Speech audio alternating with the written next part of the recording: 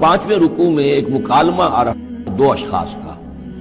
ایک شخص وہ ہے کہ جس کو اللہ نے دنیاوی نعمتیں جو بھی اس دور کی تھیں بھرپور دی ہیں، مادی وسائل بھرپور دے رکھے ہیں، اور وہ اس قدر اس کا معاملہ ٹھیک چل رہا ہے کہ ہوتے ہوتے اس کی نگاہ اب اللہ کی طرف سے ہٹ کر ان مادی اسباب و وسائل ہی پر جم گئی ہے، اس کا توکل اور اعتماد اسی پر قائم ہو گیا ہے۔ ایک دوسرا شخص دنیاوی اعتبار سے مرفع الحال نہیں ہے، اس کے پاس دولت نہیں ہے، دنیاوی چیزیں نہیں ہیں، لیکن وہ اللہ تعالیٰ کی معرفت اسے حاصل ہے۔ وہ اس دولت مند آدمی کو کوئی نصیحت کرتا ہے کہ تم اللہ کو بھول گئے ہو، تمہیں چاہیے کہ ہم تمام چیزوں کے اوپر جو بھی اللہ نے تمہیں دی ہے اس کا شکر ادا کرو، اس کا حق ادا کرو۔ لیکن اس نے اپنے گھمنڈ میں آ کر اسے بہت تلخ جواب دیا، میرے پاس یہ سب کچھ ہے، تو گویا کہ میں اللہ تعالیٰ کا لاڈلا ہوں، چہیتا ہوں، تم جوتیاں پٹخار رہے ہو، تمہارے پاس کچھ نہیں ہے، تمہاری کوئی حیثیت نہیں ہے، تمہاری یہ حیثیت ہی نہیں ہے کہ مجھے تم واعظ بھی کہو۔ لیکن یہ کہ اس پر پھر جو ان کے درمیان معاملہ ہوا تو انہوں نے کہا، اس شخص نے، کہ ہو سکتا ہے کہ اللہ تعالیٰ تمہارے اس سارے دولت کو اور مال و اسباب کو ضائع کر دے، لیکن یہ کہ اس نے کہا کیسے ہو سکتا ہے، میں نے سارا بندوبست ٹھیک کیا ہوا ہے۔ بہرحال نتیجہ یہ نکلا کہ اللہ تعالیٰ نے اس کی اس پوری دولت کو ایک طریقے سے ضائع کر دیا، اور پھر وہ اپنے ہتھیلیاں ملتا رہ گیا، کف افسوس ملتا رہ گیا، اور اس نے کہا ہائے کاش کہ میں نے اپنے رب کے ساتھ شرک نہ کیا ہوتا۔ حالانکہ اس پورے رکوع میں کہیں کسی دیوی کا، دیوتا کا، کسی اور الہہ کا کوئی ذکر نہیں ہے۔ تو اس رکوع میں سمجھنے کی بات یہ ہے کہ ایک شرک ہے مادہ پرستی کا شرک، مادی اسباب و وسائل پر اتنا تکیہ ہو جائے، اتنا توکل ہو جائے، اتنا اعتماد ہو جائے کہ پھر اللہ تعالیٰ کو انسان بھول جائے، مسبب الاسباب پر سے نگاہ ہٹ جائے، اور وہ سمجھے کہ سارا اعتماد اور توکل میرا ان مادی اسباب و وسائل پر ہے۔ تو یہاں گویا کہ اس نے ان مادی وسائل و اسباب ہی کو اپنا معبود بنا لیا ہے۔ تو یہ شرک ہے جو اس دور کا سب سے بڑا شرک ہے۔ اس دور میں بت پرستی کا شرک بہت کم رہ گیا ہے، اب ستارہ پرستی کا شرک کہاں رہ گیا ہے؟ کون لوگ ہیں جو ستاروں کو پوجتے ہیں؟ اب تو انسان سمجھتا ہے ستاروں تک تو ہم پہنچ ہی جائیں گے، ہمارا علم تو پہنچ ہی چکا ہے، چاند تک ہم اتر آئے ہیں، اب چاند کو کون پوجے گا؟ یہ جو اب ساری جو ہے اب جو پوجا پاٹ ہو رہی ہے وہ تو مادہ پرستی کی ہے، وہ دولت کی ہے، وہ در حقیقت یا وہ نظریاتی طور پر وطن پرستی ہے، اس کا ایک شرک ہے۔ تو یہ اس دور کے شرک کو سمجھنا بہت ضروری ہے، اور یہ رکوع اس اعتبار سے کہ اس میں کسی دیوی دیوتا کا ذکر نہیں ہے۔ تو شرک کون سا کیا اس نے؟ وہ شرک یہی ہے کہ اس نے دنیاوی مال و اسباب اور مادی اسباب و ذرائع کے اوپر اپنے سارے توکل کو جو ہے اس کے ساتھ منسلک کر دیا، یہی گویا کہ اس کو معبود بنا لینا ہے۔ وَاضْرِبْ لَهُم مَثَلًا رَجُلَيْنِ، ان کے لیے بیان کیجئے دو اشخاص کی مثال۔ جعلنا لأحدهما جنتين من اعناب، ان میں سے ایک کو ہم نے دیے تھے دو باغ انگوروں کے، وحففناهما بنخل، اور ان دونوں کو گھیرے میں لیا ہوا تھا کھجوروں کے درختوں نے۔ اب دیکھیے کہ انگوروں کی بیلیں ہیں، اور چونکہ ادھر ادھر سے ہوا تیز نہ آئے تو کھجوروں کے جھنڈ جو ہیں وہ چاروں طرف لگے ہوئے ہیں، تاکہ ان کے مابین جو اس کی انگوروں کی بیلیں ہیں وہ بڑی محفوظ ہیں۔ وجعلنا بینہما زرعا، ان کے درمیان کھیتی بھی تھی، یعنی یہ کہ اناج کا سامان بھی ہے اور انگوروں کی بیلیں بھی ہیں، اور یہ کہ کھجوروں کے درخت بھی ہیں۔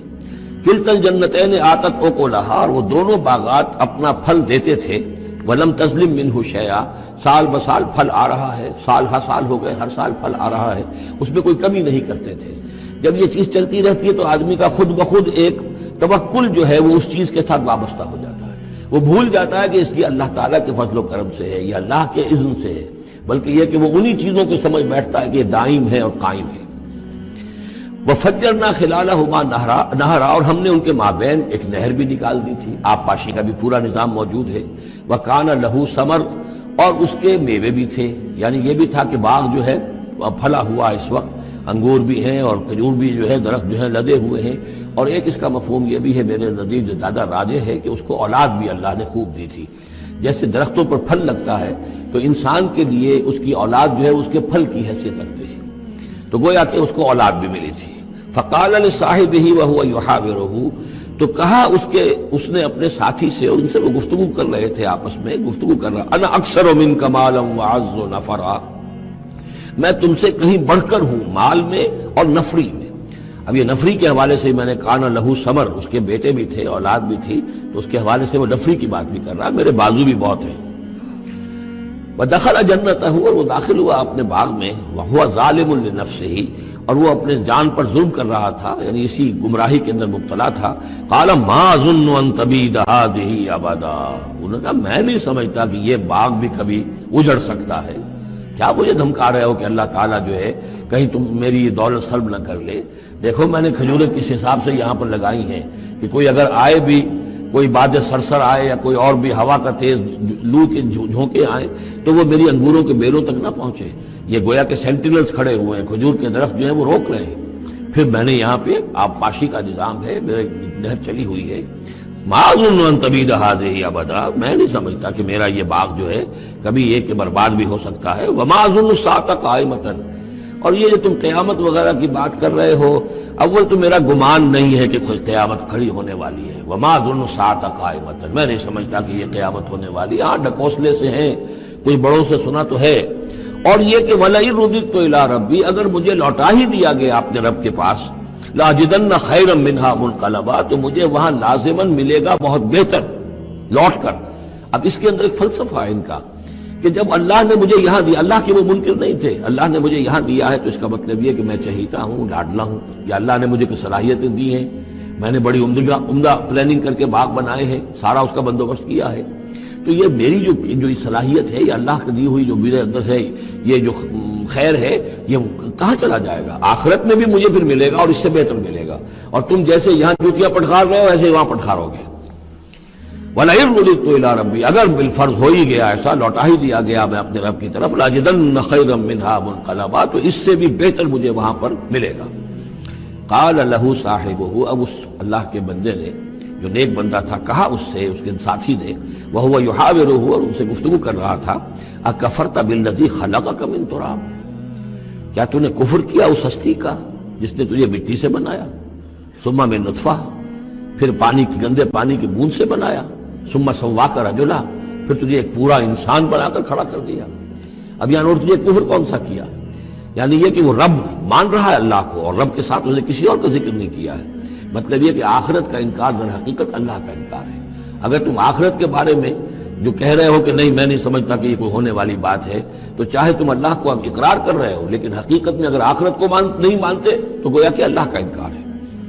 لَٰكِنَّهُ اللَّهُ رَبِّي، لیکن جہاں تک میرا معاملہ ہے میں نے تو اللہ کو اپنا رب مانا ہوا ہے، وہی میرا مالک ہے، آقا ہے. وَلَا أُشْرِكُ بِرَبِّي أَحَدًا، اور میں اپنے رب کے ساتھ کسی کو شریک نہیں ٹھہراتا. وَلَوْلَا إِذْ دَخَلْتَ جَنَّتَكَ قُلْتَ مَا شَاءَ اللَّهُ، اور کیوں نہ ایسا ہوا کہ اللہ کے بندے جب تو اپنے باغ میں داخل ہوا، تو نے باغ دیکھا پھلا ہوا ہے، ہرا بھرا ہے، ہر طرف منظر جو ہے بڑا دل خوشگل منظر ہے، تو کہتا ما شاء اللہ. یہ پھر وہی مجلسی کلمہ آ گیا جس میں توحید کوٹ کوٹ کر بھری ہوئی ہے. ما شاء اللہ، یہ جو اللہ نے چاہا، جو اللہ نے چاہا، یہ سب اس کے فضل و کرم سے ہے.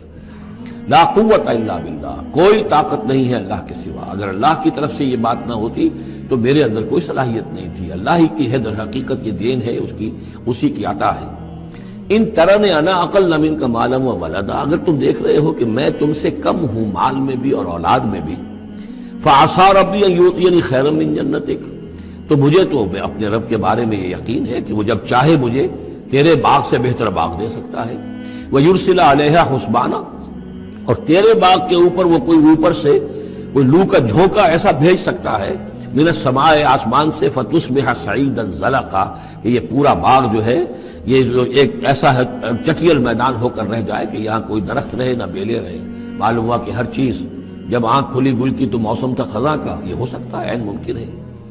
اور یصبح ماؤہا غوراً، یا اللہ آسمان سے کوئی ایسی نہ بھی بھیجے کوئی چیز بلا، تو اس کا پانی ہی جو تمہارا یہ جو چشمہ چل رہا ہے، وہ پانی ہی اگر زمین کے اندر گہرا اتر جائے، یہ چشمہ خشک ہو جائے، فلن تستطیع لہ طلبا، اور پھر تو پانی کہیں سے لا نہ سکے تو یہ باغ خود بخود اجڑ جائے گا.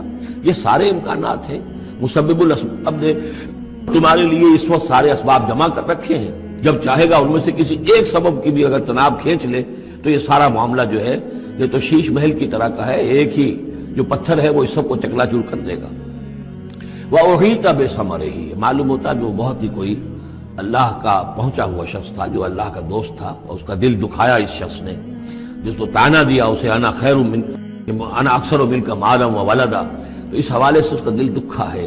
اور یہ جان لیجئے کسی اللہ والے کا، من عادى لي وليا فاذنته للحرب، تو ایک حدیث قدسی ہے، جو شخص میرے کسی ولی کے ساتھ دشمنی کرے پھر میری طرف سے اس کے خلاف اعلان جنگ ہے۔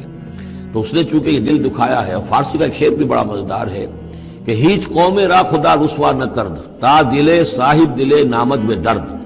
کسی صاحب دل کے دل کو ٹھیس لگتی ہے، درد اس کے اندر پیدا ہو جاتا ہے، صاحب دل ہو، اللہ کی محبت اس کے دل میں ہو اور اسے ٹھیس پہنچے، تو تا دلے صاحب دلے نامد میں درد، ہیچ قوم را خدا رسوا نہ کر۔ قومیں بڑی رسوا ہو جاتی ہیں کسی ایک اللہ والے کی کہ دل جو ہے اس کی دل کو اگر تکلیف پہنچے تو وہی تب اس ہمارے ہی اس کا سارا ثمر سمیٹ لیا گیا۔ اللہ تعالیٰ نے جو کچھ اس کو دیا تھا وہ سلب کر لیا، باغ بھی ختم ہوا، اولاد بھی ختم ہوئی۔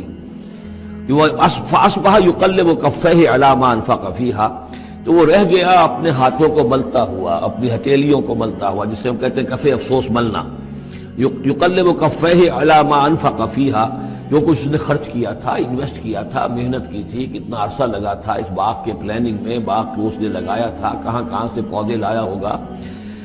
ما انفق فیہا وہی خاویۃ علی عروشہا، اور وہ باغ جو ہے گرا پڑا ہوا تھا اپنی چھتریاں کے اوپر، کیونکہ جو انگور کی بیلیں ہوتی ہیں، وہ ٹٹیاں ہوتی ہیں، چھتریاں ہوتی ہیں، وہ سب اوندھی پڑی ہیں۔ وَيَقُولُ يَا لَيْتَنِي لَمْ أُشْرِكْ بِرَبِّي أَحَدًا، اور اس وقت وہ کہہ رہا تھا ہائے میری شامت، کیا کاش کہ میں نے اپنے رب کے ساتھ شرک نہ کیا ہوتا۔ اب یہ کون سا شرک ہے؟ اس پوری اس گفتگو کے اندر کہیں کسی دیوی کا، دیوتا کا، کسی کا ذکر نہیں ہے، کسی کی شفاعت کا ذکر نہیں ہے۔ یہ ہے ہمارا آج کا نقشہ مادہ پرستی کا، آج کی ہماری ذہنیت جو ہے پوری کی پوری اس رکوع کے اندر موجود ہے۔ وَلَمْ تَكُنْ لَهُ فِئَةٌ يَنْصُرُونَهُ، اور نہ ہوئی پھر اس کی کوئی جماعت، کوئی اس کی فوج ہوتی جو اس کی مدد کرتی من دون اللہ، اللہ کے مقابلے میں۔ وَمَا كَانَ مُنْتَصِرًا، اور نہ ہی وہ اس قابل تھا کہ کسی سے انتقام لے۔ کس سے انتقام لے؟ سارا فیصلہ تو اللہ کی طرف سے ہوا ہے۔ هُنَالِكَ الْوَلَایَةُ لِلَّهِ الْحَقِّ، یہاں تو حکومت اور اختیار کل کا کل اللہ ہی کے لیے ہے، سچے اللہ کے لیے جو الحق ہے۔ یہ ولایا ہے واو کے زبر کے ساتھ۔ والی کہتے ہیں حاکم کو، مالک کو والی، والی سے ولایا بنتا ہے۔ ولی کہتے ہیں دوست، پشت پناہ، اور اس سے ولایا بنتا ہے۔ ولایت باہمی، اللہ ولی الذین آمنوا یخرجہم من الظلمات الی النور، اور الا ان اولیاء اللہ لا خوف علیہم ولا هم یحزنون، یہ ولایت ہے واو کے زیر کے ساتھ۔ اور والی ہونا کسی کا، فلاں ملک کا والی فلاں تھا، یعنی وہاں کا حکمران تھا، بادشاہ تھا، تو یہاں کی بادشاہی، یہاں کا اختیار، هنالک الولایۃ للہ الحق، کل ولایت اللہ ہی کے حق میں ہے۔ ہوا خیر ثوابا و خیر عقبا، یقیناً وہی بہتر ہے انعام دینے والا، اور وہی بہتر ہے نتیجے کے اعتبار سے، عاقبت کے اعتبار سے۔ میں مدینے چلا، میں مدینے چلا، میں مدینے چلا، میں مدینے چلا، میں مدینے چلا، میں مدینے چلا، میں مدینے چلا، پھر کرم ہو گیا، میں مدینے چلا، پھر کرم ہو گیا، میں مدینے چلا، میں مدینے چلا، میں مدینے چلا۔